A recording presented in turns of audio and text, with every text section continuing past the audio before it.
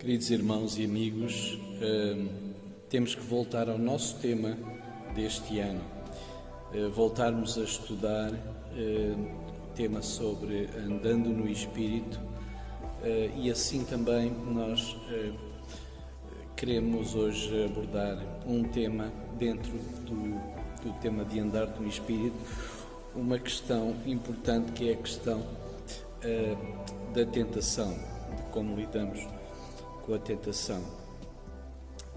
Nós vamos ter uma mensagem que vai ser entregue a partir de uma outra igreja onde também prega essa mensagem. Desta vez, a Igreja Evangélica de Algés, do nosso irmão Resina de Almeida.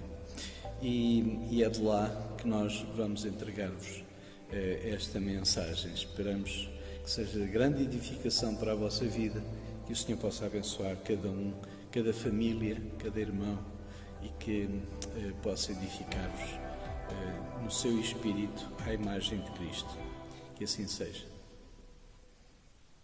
Nós temos aqui neste texto aquilo que nós podemos chamar a estrutura da tentação. E portanto, se os irmãos notarem bem, e nós vamos ler então o texto.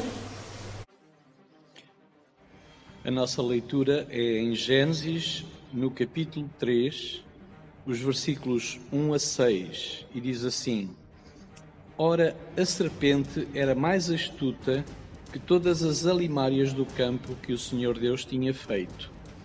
E esta disse à mulher: É assim que Deus disse, não comereis de toda a árvore do jardim? E disse a mulher à serpente: Do fruto das árvores do jardim comeremos, mas do fruto da árvore que está no meio do jardim, disse Deus, não comereis dele, nem nele tocareis, para que não morrais. Então a serpente disse à mulher: Certamente não morrereis, porque Deus sabe que no dia em que dele comerdes, se abrirão os vossos olhos, e sereis como Deus, sabendo o bem e o mal. E vendo a mulher que aquela árvore era boa para se comer e agradável aos olhos, e árvore desejável para dar entendimento, tomou do seu fruto e comeu, e deu também ao seu marido, e ele comeu com ela. Ok? Então, se os irmãos notarem, nós temos três grandes áreas de ação, de dinâmica, quando se trata de viver e tomar decisões e fazer escolhas. Nós temos a nossa mente, o nosso raciocínio, que nos permite ter consciência, ter um conhecimento cognitivo das coisas. Portanto, um conhecimento racional, um raciocínio que nos permite analisar e que nos permite também ter uma perspectiva, uma visão daquilo que nós à partida poderemos considerar ou analisar como sendo verdade ou sendo erro. E portanto, a verdade dos factos funciona aqui a nível, portanto, da nossa mente, do conhecimento cognitivo. Mas nós também temos uma outra área, e temos a área, portanto, afetiva, emocional, sentimental. Então dizemos que o racional está na mente, mas o emocional está no coração. Mas essa não é a realidade dos factos. Que há uns anos atrás começou-se a falar e começou-se a definir cientificamente aquilo que os pedagogos e os psicólogos chamam então de inteligência emocional. As nossas emoções também estão aqui e não aqui. Simplesmente há uma forma racional e científica de analisar os factos e há uma forma emocional de analisar os factos, mas tudo reside aqui na nossa mente. Ok? E depois há uma terceira área. Nós já falámos do cognitivo, do racional, já falámos do emocional, do sentimental, do afetivo, mas há uma terceira área, que é a área chamada do volitivo, ou da vontade. E se os irmãos já notaram, a vontade, a área da vontade é a área da decisão final. É aquela área que depois de eu compreender um facto e depois de eu sentir algo em relação a esse facto, eu vou decidir o que vou fazer em relação a esse facto. E essa área da vontade é a área das decisões, é a área das escolhas. E é a área exatamente que nos impulsiona, que nos leva a agir em função da escolha, a tomar a escolha, a tomar a decisão, a executar a nossa escolha. E é aí que tudo acontece, na parte final da escolha. Mas antes existe a compreensão dos factos e existe a emoção, o sentimento ou a afetividade relativamente a esses factos. As nossas convicções espirituais, as convicções das pessoas, seja de natureza espiritual, política, religiosa, seja o que for, residem na área das convicções, dos ideais, dos valores, residem muito na área afetiva e emocional. A área afetiva e emocional é a área que nós podemos chamar do motor de arranque que nos empurra de uma forma muito mais forte para as decisões. E aquilo que nós encontramos aqui no texto é precisamente isso. Se os irmãos notarem, aquilo que Eva e Adão tinham relativamente à sua visão da verdade dos factos, era aquilo que Deus já tinha dito. Ou seja, eles partem de uma posição de aceitar como verdade e de viver como verdade a palavra de Deus, aquilo que Deus tinha dito. E aquilo que Deus tinha dito era uma coisa muito simples.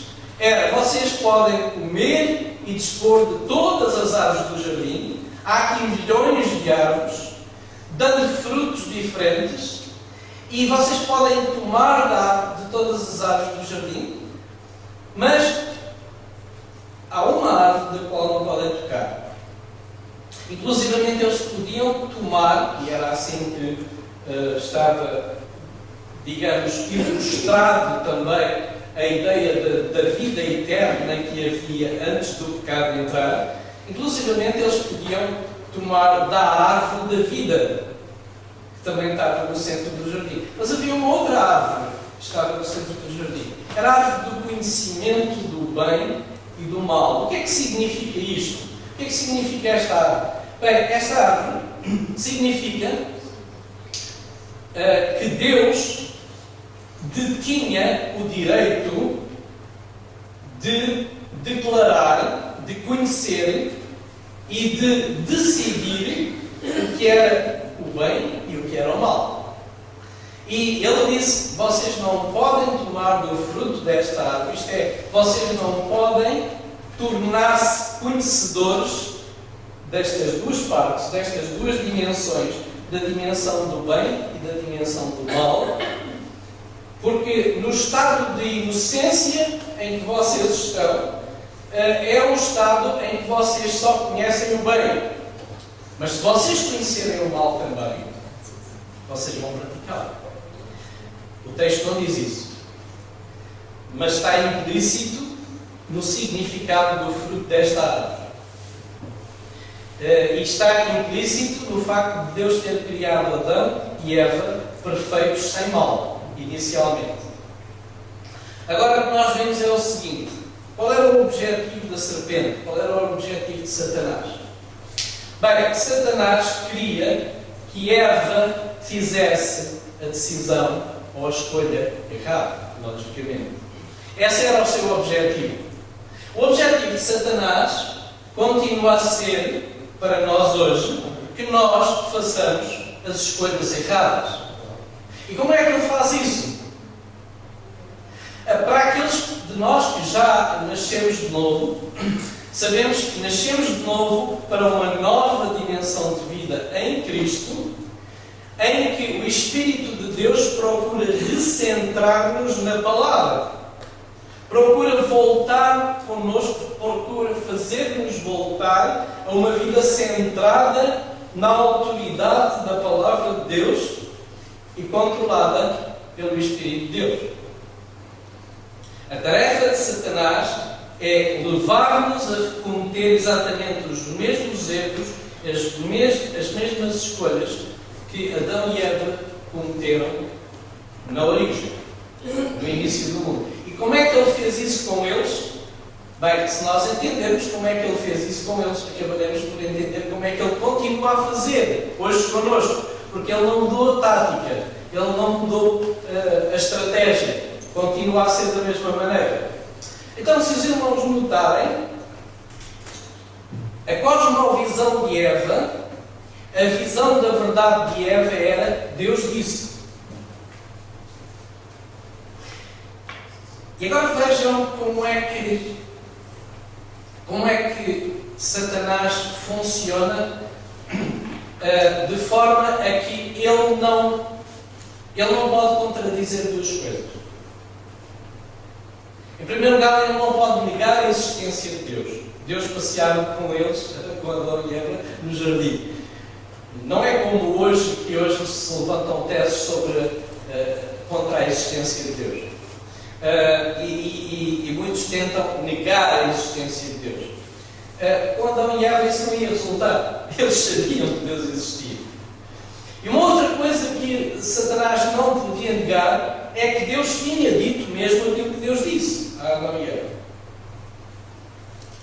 Então, a primeira ação de Satanás é transferir o centro de autoridade de Deus para o ser humano. Como é que ele faz isso? Ele não contradiz Deus. Ele não nega e ele não disse a Eva aquilo que Deus disse não está errado, pelo menos não disse diretamente. Ele começa com uma pergunta.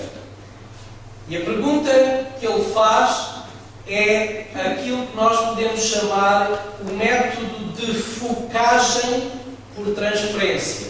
Isto é, ele procede ao desvio da focagem que Eva tinha na palavra de Deus, naquilo que Deus tinha afirmado, para uma focagem numa realidade virtual prometida que ela não tinha e que ele queria prometer. Isto é, vejam bem, ele pergunta: foi assim que Deus disse? E então ele diz: Deus disse que vocês não podem comer de todas as árvores do jardim. Qual era a focagem de Eva? Era a floresta, era o jardim. Eva, até aquele momento, ela estava a ver o jardim. Isto é, ela estava a ver todas as bênçãos que tinha recebido de Deus, tudo aquilo que ela podia usufruir e que Deus podia dar-lhe. Isso era o jardim. E ele, com esta pergunta, leva Eva a desfocar-se do jardim só para justificar aquilo que Deus tinha dito. E a resposta dela é: não, Deus não disse que não podemos comer de todas as árvores do jardim, mas sim desta. E quando ela diz desta, a sua focagem deixa de ser o jardim e passa a ser a árvore proibida.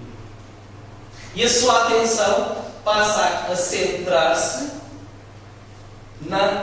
no fruto proibido, na árvore proibida. E o objetivo de Satanás foi alcançado, porque ele desvia a atenção de Eva da visão do todo para a visão do específico. É assim que funciona a tentação. Mentalmente, nós conhecemos a palavra. Mentalmente, nós conhecemos as promessas. Mentalmente, nós sabemos o que é que Deus nos tem prometido, o que é que Ele nos tem dado e o que Ele tem feito na nossa vida. Mentalmente. Mas depois há uma transição. E a transição começa por mentalmente nos desfocar do todo de tudo isso para nos focar em algo em que Satanás nos quer centrar, quer focar a nossa atenção. Portanto, em primeiro lugar, a técnica da focagem, da centralização da atenção no objeto proibido. A segunda fase que ele utiliza já não é a fase do... Portanto, esta primeira fase é a fase da visão, da compreensão da verdade, é a fase de trabalhar o cognitivo, trabalhar o racional, trabalhar a mente. Agora ele passa ao ataque para trabalhar a parte emocional, a parte afetiva. E ele diz o seguinte, quando então Eva responde: do fruto da árvore que está no meio do jardim, Deus disse: não comereis dele, nem nele tocareis, para que não morrais. A segunda fase é a fase da transferência de autoridade. E a transferência de autoridade é algo mais emocional. Ou seja, nós não deixamos de compreender que Deus tem toda a autoridade. Mas em certos momentos da nossa vida, nós somos tentados a não reconhecer emocionalmente a autoridade de Deus sobre nós. Isto é, a tentação funciona muito numa base emocional. Na área emocional. Na área afetiva. Muito mais do que na parte racional. E agora, este é o segundo ataque de Satanás. Ele disse: certamente não morrereis.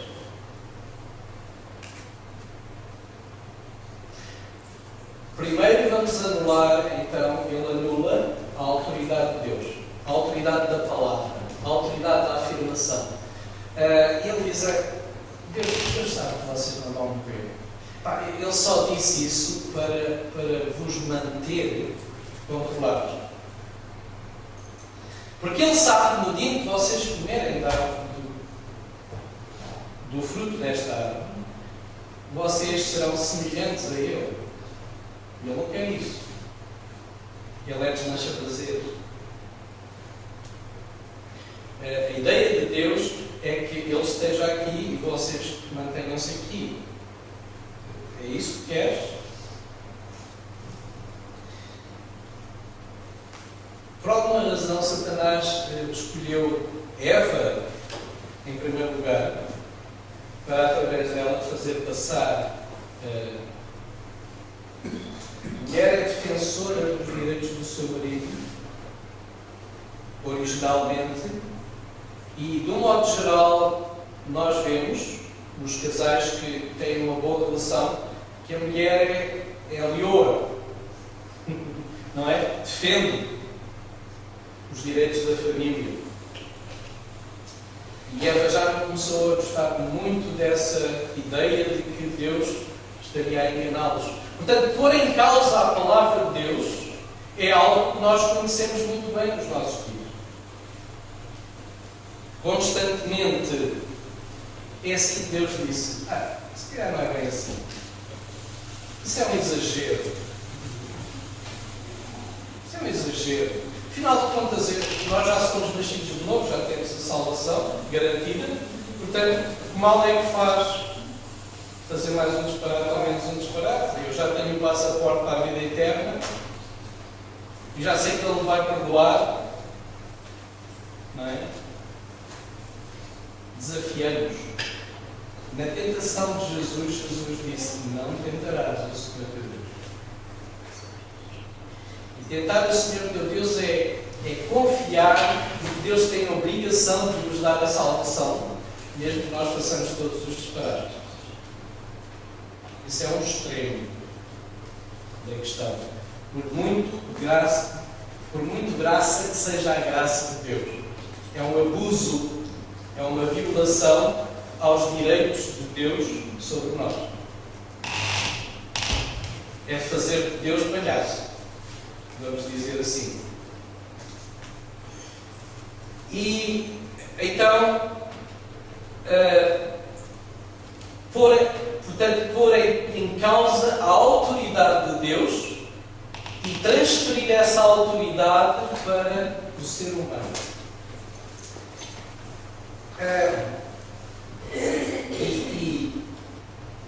E vejam o que é que diz o versículo 6.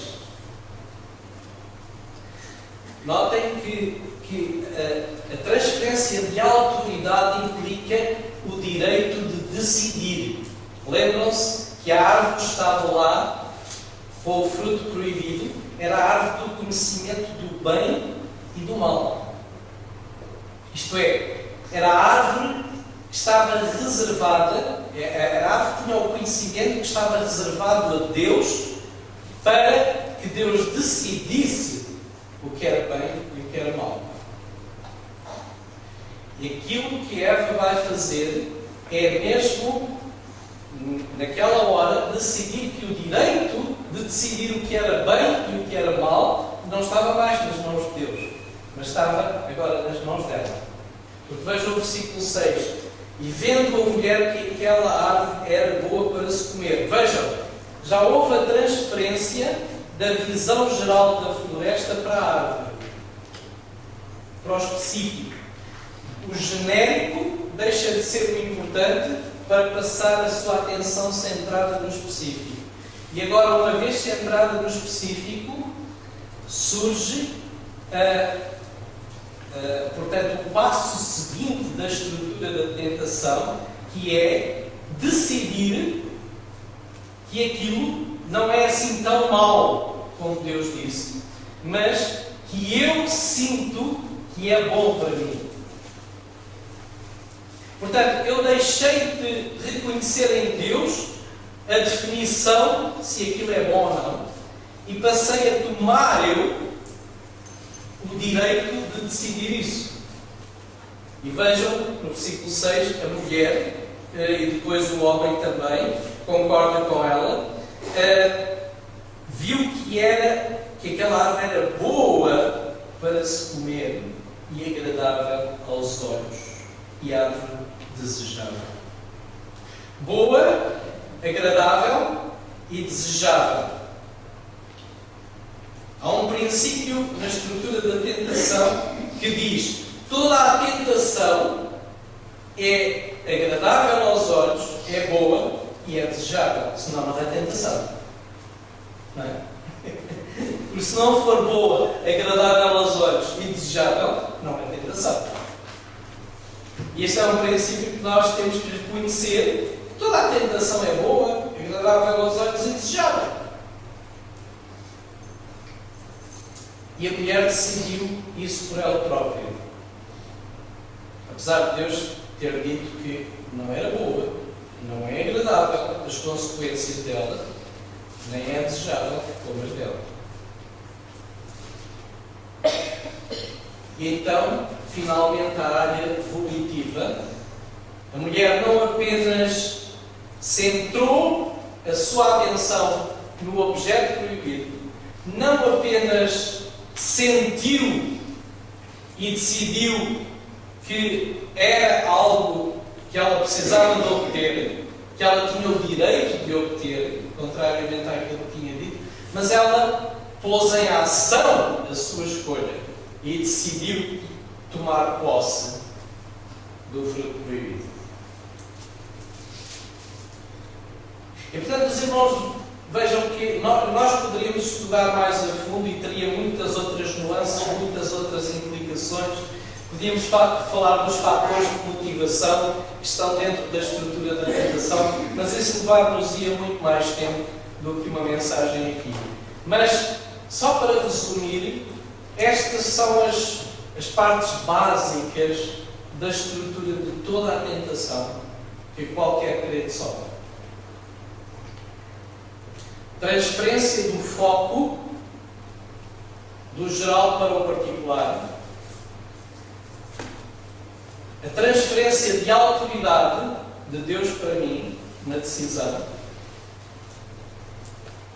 E a tomada de posse do fruto proibido. Daquilo que Deus não quer que eu faça, ou tenha, ou adquira, ou pense, ou sinta, mas que eu insisto em possuir, em ter, em sentir, em pensar, etc. Mas estas escolhas, nós temos que estar conscientes de uma coisa. Quer elas nos pareçam simples, ou quer elas nos pareçam muito complexas, quer as escolhas que fazemos nos pareçam inocentes e pareçam que só afetam a nós mesmos, mas todas as escolhas afetam toda a gente que está ligada à nossa vida. E a escolha que Eva fez, porque está na origem do género humano, acabou por nos contaminar, por nos intoxicar completamente, por destruir completamente a nossa relação com Deus. As escolhas que fazemos influenciam os outros.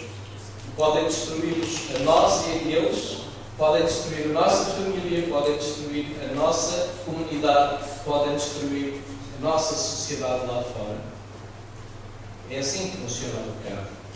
Como uma pedra no charco, cujas ondas se vão multiplicando à volta para contaminar tudo e todos que estão à nossa volta. Por isso, meus irmãos, nós precisamos de estar atentos às escolhas que fazemos. E precisamos de estar atentos e conhecer, principalmente conhecer muito bem a nossa estrutura, os nossos pontos fracos, isto é, as áreas de pecado da nossa vida que são permanentemente mais atacadas pelo inimigo. E precisamos estar conscientes da estratégia e da estrutura que o inimigo utiliza para nos fazer desviar do propósito de Deus e nos fazer desviar para o pecado, para as más escolhas, para as escolhas destrutivas que vão destruir-nos a nós, os nossos irmãos, a nossa família, a nossa sociedade. Como cabeça de família, nós somos os primeiros responsáveis, independentemente das escolhas das nossas esposas, nós somos responsáveis perante Deus, em primeiro lugar. E por isso, quando se tratou de pedir contas, Deus dirigiu-se em primeiro lugar a Adão, e não é Eva. Adão, quem te mostrou que estavas nu? Comeste tu da árvore que eu te disse para não comer? Foi a mulher que me deste. Depois vem a acusação contra Deus, não é? Tu é que me deste a mulher. Portanto, a culpa é tua, Senhor, porque me deste uma mulher. É muito triste quando nós não sabemos assumir a responsabilidade das nossas escolhas. Já agora, deixa-me terminar com este aspecto. Nós temos, a Bíblia em 1 João diz que Deus é fiel e justo se confessarmos os nossos pecados, para nos perdoar os pecados e nos purificar de toda a injustiça. Mas às vezes nós somos demasiado orgulhosos para confessar os nossos pecados, para admitir os nossos pecados, diante de Deus e dos outros que ofendemos. E não procuramos reconciliação, não confessamos a nossa parte de culpa. Não quer dizer que tenhamos 100% da culpa, às vezes a culpa é repartida, mas nós não admitimos a nossa parte de culpa, fazemos questão de que o outro tem a culpa total. Não é bem assim. Nós precisamos ser humildes em reconhecer a nossa parte de culpa e em confessar isso ao Senhor e em pedir perdão ao outro, se é que ofendemos alguém para além do Senhor. E aprender com as nossas más escolhas a crescer e a fazer boas escolhas.